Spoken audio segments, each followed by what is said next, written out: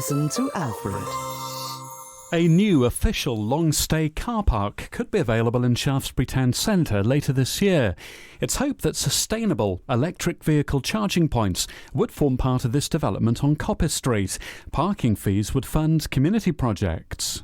This is an extremely exciting opportunity for Shaftesbury. We're thrilled with it, and we're very grateful to Dorset Council and for Tesco's for supporting the concept, and we are going to work very hard to make something really positive for the town. That's Councillor Andy Hollingshead. He chaired Tuesday's General Management meeting, which discussed this new long-stay parking, proposed with town centre workers, nearby residents and visitors in mind. Dorset Council owns the plot of land between the Royal British Legion Hall and Tesco. This space is leased to the supermarket until 2202, but Tesco doesn't need it. The public toilets at the centre of this plot closed when the store opened in 2004, and the building's considered too small for any other use. At Tuesday's meeting, Deputy Mayor Piers Brown said he was excited by the prospect of subletting the land from Tesco. The Town Council would retain the income from parking charges, and that cash would be diverted towards the Council's annual Community Grants Fund, which is currently a £30,000 kitty. It allows the council to take what is an unruly piece of public car parking at the moment, which is not managed by anyone, and allows it to generate a significant amount of funds that will be ploughed into community grants to support fantastic, great causes here in Shaftesbury, while providing structured daytime parking for people that work within the high street and actually increasing the number of spaces by reconfiguring that area. Councillor Brown says this project would lower Shaftesbury residents' council tax payments. The proportion of the bill issued by Dorset Council that funds our local town hall could be reduced because the parking income would top up the local grants pot. This community asset would mean that the council can reduce the precept by approximately 4% of the town council's part of the precept. Around 40 designated parking spaces would be marked out on the land, which currently doesn't feature designated bays. Piers described the existing free-for-all parking on the site as rather Wild West. There is demand for more space across town. The neighbourhood plan consultation revealed that 76% of people wanted more parking provision in Shaftesbury. A consultant's report produced data to explain why. During their November 2018 study, the experts found that the Angel Lane and Bell Street car parks were often full or near to capacity. The Barton Hill car park, often used by staff working in town, is often close to full. There is demand for more long-stay spaces in particular.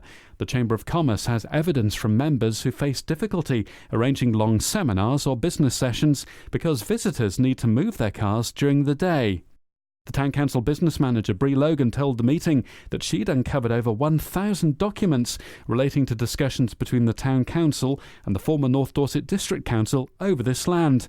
Dorset Council, which took over as Landover last year, have looked favourably on the Town Hall's proposal. Their property management group approved the car park plan back in January. This has been an ambition for the Town Council for a while, but we've needed it to be the right time. And with the changes in the unitary authorities, the creation of Dorset Council, Tesco's and Tesco's position on it, it's all come together, and we now have an ideal opportunity to develop a new parking facility for the town. Tesco's property asset manager for Southern England has verbally approved the proposal, Bree explained. The Tesco board will have the final say. The Town Council's draft plans suggest charging a £10 weekly parking fee, although Councillor John Lure was concerned that that sum exceeds the £4.61 weekly charge for residents who park their vehicles in other car parks. If we're going to be providing some parking permits, we'll need to come up with a charging regime which is proportional and fair, and also accords with the charging regime that Dorset applied to, for example, Bell Street car park, Angel Lane car park. Part of the detail we have to work through. Currently, the unofficial and free parking space next to the redundant toilet is often full. We understand that people are likely to not be happy with having to pay for that car parking, and that's why we're linking it in with the community grants funding, so that all of that money is reinvested into our community to support it and hopefully make it thrive. Some people will be fine, some people might have to move their car parking or look at public transport arrangements if they can't.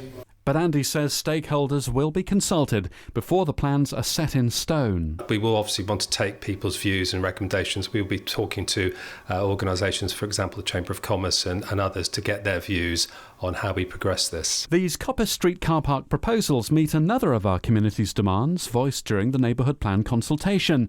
Shaftesbury residents want the council to pursue more sustainable power options. The car park plans sketch out a solar-powered energy hub, which could be used by shoppers, workers or residents to charge their electric vehicles during the day or overnight. Bree says that Tesco would consider gifting the land to the town council as part of a 10-year partnership and at no charge. But Councillor Peter Yeo raised a concern over that. There is obviously the danger that after 10 years Tesco can decide not to extend the lease, but then they would still have all that infrastructure and car parking with electric charging points on their land. I think as acquisitions member of the Town Council, it would actually be a really good idea if we could enter into negotiations with Tesco to actually buy that bit of land off them, and then we could have a much longer term investment. Councillor Matthew Welsh expressed a similar view. Andy Hollingshead said there was the potential to discuss the length of lease in the future. The initial sort of thinking was just to have a 10-year lease, which allows us to develop the concept, and then if it works for everybody concerned, then expand the lease for a longer period. That is all part of the discussion that needs to be held. I don't think there's no decisions have been made as of yet as to whether or not there will be a 10-year lease or a longer period. In fact, we haven't even drawn up a lease. We're still very much in early stages. The proposal assumes the demolition of the toilet block and the removal of a tree, but Andy says again those details can be debated. And we'll need to have a look at some drawings and make some decisions and take some advice as to what the best thing to do is. There are some views we should keep and refurbish the toilet. There are others that we should remove them to create more parking. But at the moment it's early days. We need to look at that in some detail. Councillor Alex Chase will liaise with other councillors and town hall staff in fleshing out more details of this plan. The Mayor, Tim Cook, says he expects the full council to ratify these proposals at its meeting later this month. We will pull together a sort of project development document which will outline the various options as to how to take this forward. The first steps will be to draw up some proposals, collect people's views. Then as a council we're going to have a workshop and then go through them all and start to flesh out the ideas. For example, do we refurb the toilets or do we demolish them? Don't know, I haven't got the answer to that. But part of this work will be looking at that, and then we will want to go out to consultation because obviously the town has to have a view on this, and then we will hopefully have a sort of final plan which we can then agree with the landlords, with Dorset Council, with Tesco's, and then we can move on to develop it. The Town Council estimates that removing the tree and loos will cost around £25,000.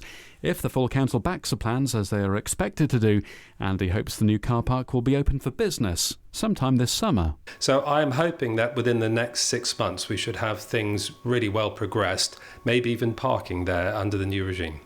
Listen to Alfred.